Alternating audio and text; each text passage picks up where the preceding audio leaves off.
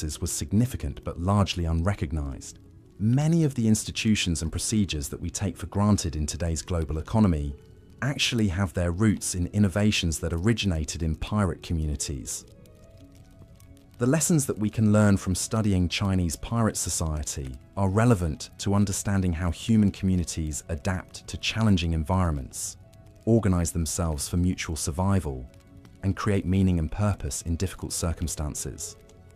These lessons have applications far beyond maritime history and can inform our understanding of leadership, organization, and social change. The preservation of pirate history and culture is important, not just for academic reasons, but because these stories represent human achievements that deserve to be remembered and celebrated. The courage, creativity, and resilience that Chinese pirates displayed in building their remarkable civilization are inspiring examples of what people can accomplish when they work together toward common goals. The continuing fascination with pirate culture in popular media often misses the most interesting and significant aspects of what these communities actually achieved.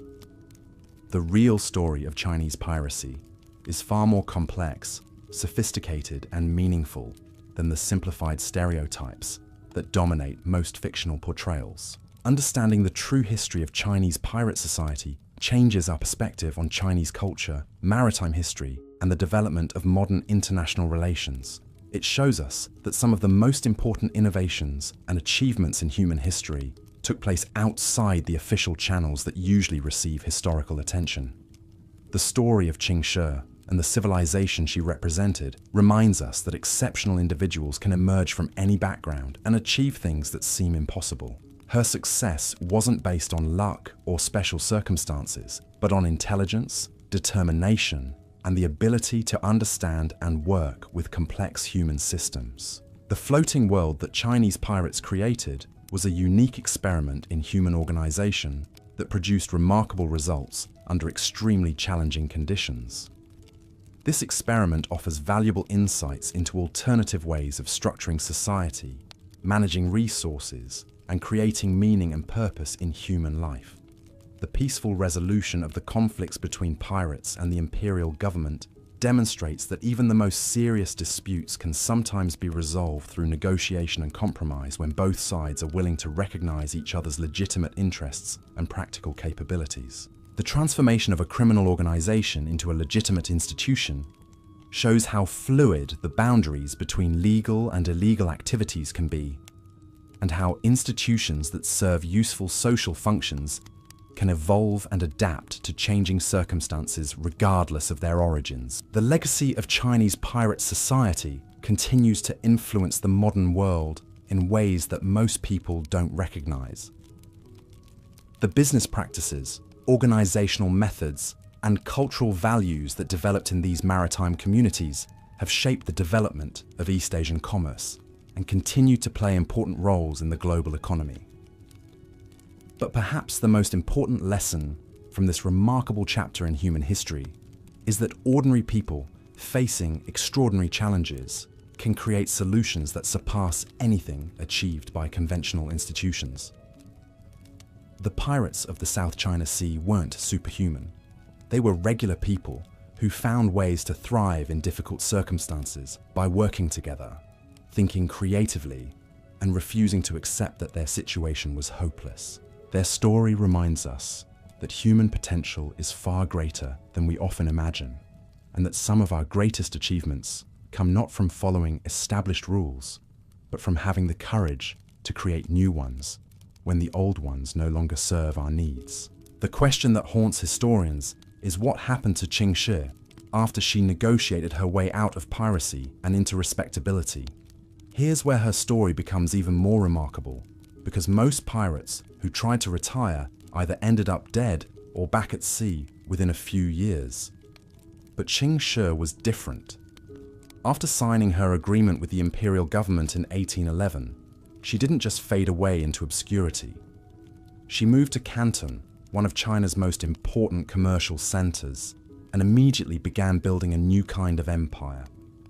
This time, instead of commanding warships, she was running what we would now call a diversified business conglomerate.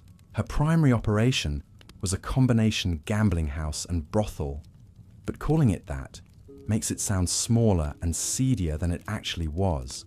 This was essentially a luxury entertainment complex that catered to wealthy merchants, government officials, and foreign traders.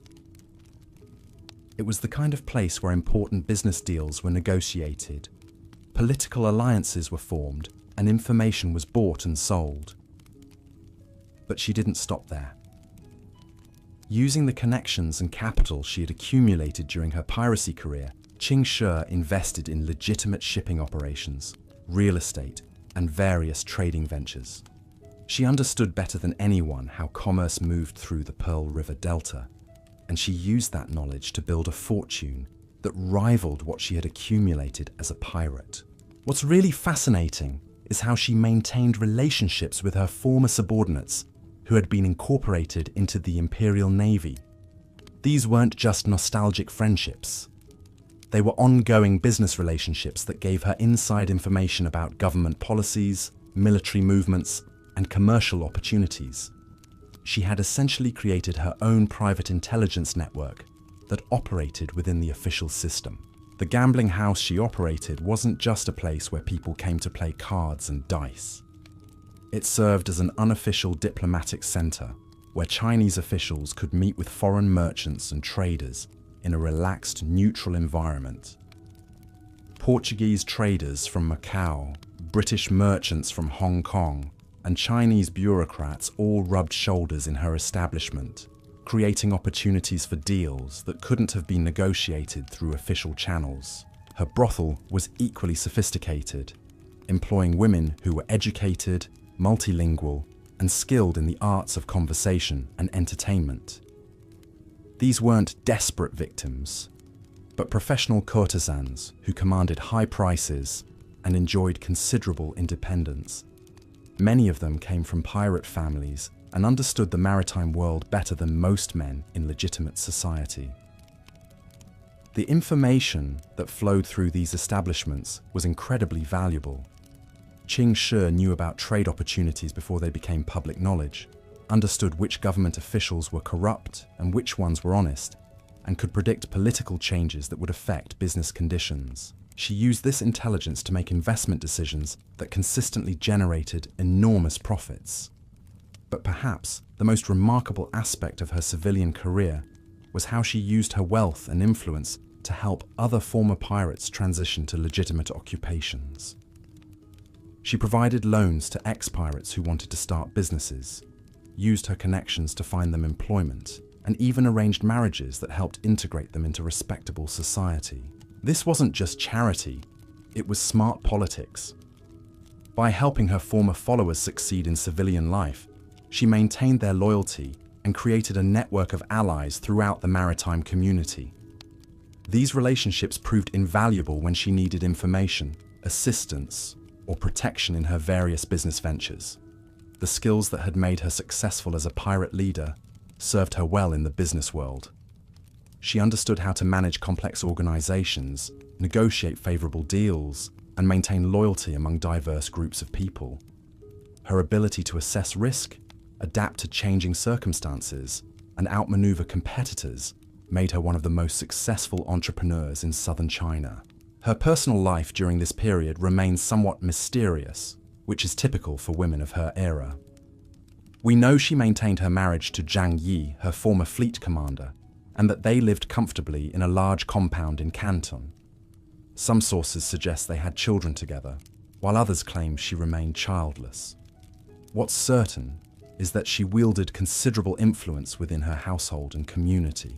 The respect she commanded in Canton society was extraordinary for a woman with her background. Government officials, who would normally have looked down on a former pirate, treated her as an equal. Foreign merchants who were accustomed to dealing only with men found themselves negotiating with her directly. She had somehow transcended the social barriers that typically confined women to subordinate roles. Her death around 1844 marked the end of an era, not just for her personally, but for the entire tradition of Chinese piracy. By that time, the world had changed dramatically. Steam-powered vessels were replacing sailing ships. Modern naval technology was making traditional pirate tactics obsolete, and the increasing presence of European powers was transforming the political landscape of southern China. But her influence lived on through the many people whose lives she had touched. Former pirates who had become